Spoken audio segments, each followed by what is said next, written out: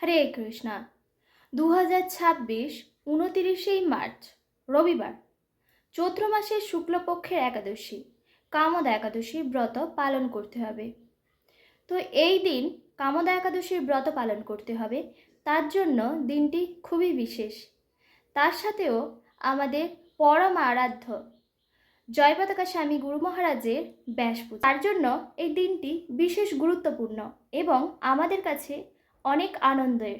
সকলেই এই কামদা একাদশীর ব্রত পালন করুন। তো একাদশীর ব্রত হলো সমস্ত ব্রতের মধ্যে শ্রেষ্ঠ ব্রত এবং পুণ্যদায়িনী, এবং এই একাদশীর ব্রত যারা পালন করে ভগবান তার ওপর অত্যন্ত প্রীত হন। তাই সকলেই এই কামদা একাদশীর ব্রত পালন করবেন। তো একাদশীর আগের দিন অতি অবশ্যই নিরামিষ আহার গ্রহণ করবেন এবং একাদশীর পরের দিনও কিন্তু নিরামিষ আহার গ্রহণ করতে হবে।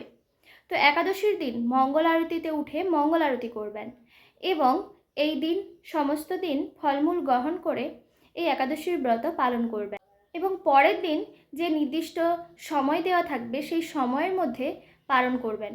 তবে একাদশীর দিন একাদশীর মাহাত্ম্য কিন্তু অতি অবশ্যই পাঠ বা শ্রবণ করবেন। কামদা একাদশীর মাহাত্ম্য।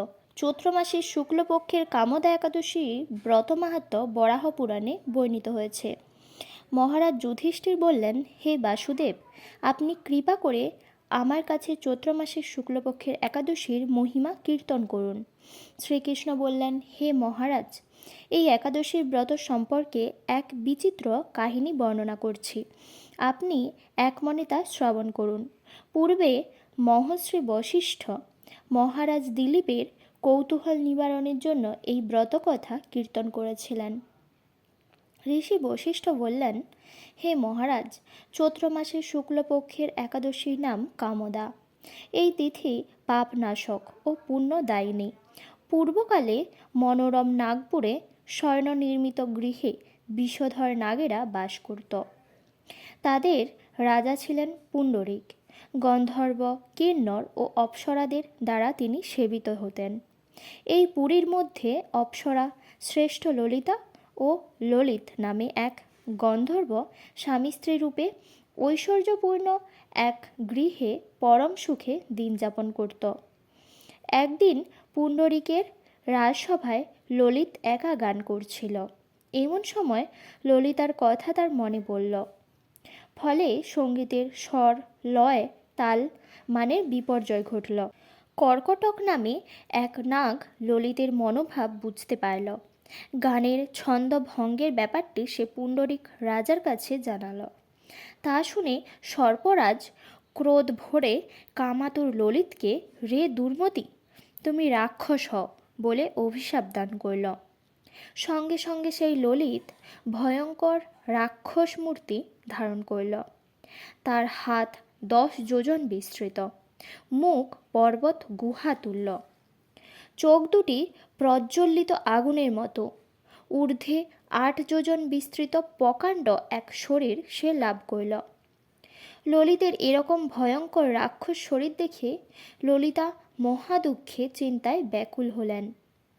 স্বেচ্ছাচারী রাক্ষস ললিত দুর্গম বনে ভ্রমণ করতে লাগল। ললিতা কিন্তু তার সঙ্গ ত্যাগ করল না। ললিত নির্দয়ভাবে মানুষ ভক্ষণ করত।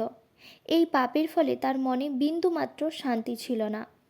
পতির সেই দুরাবস্থা দেখে ব্যথিত চিত্তে রোদন করতে করতে ললিতা গভীর বনে প্রবেশ করল। একদিন ললিতা বিন্ধ্য পর্বতে উপস্থিত হল।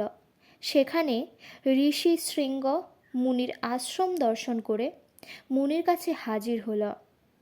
তার চরণে প্রণাম করে সেখানে দাঁড়িয়ে রইল।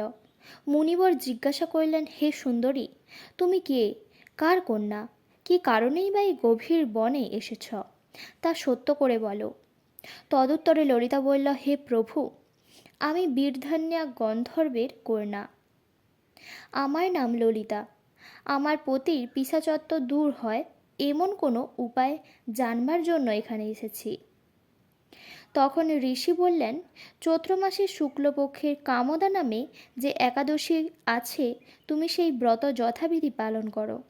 এই ব্রতের পূর্ণ ফল তোমার স্বামীকে অর্পণ করলে তৎক্ষণাৎ তার সমস্ত পাপ বিনষ্ট হবে। বশিষ্ঠ ঋষি বললেন, হে মহারাজ দিলীপ, মুনির কথা শুনে ললিতা আনন্দ সহকারে কামদ একাদশী পালন করল।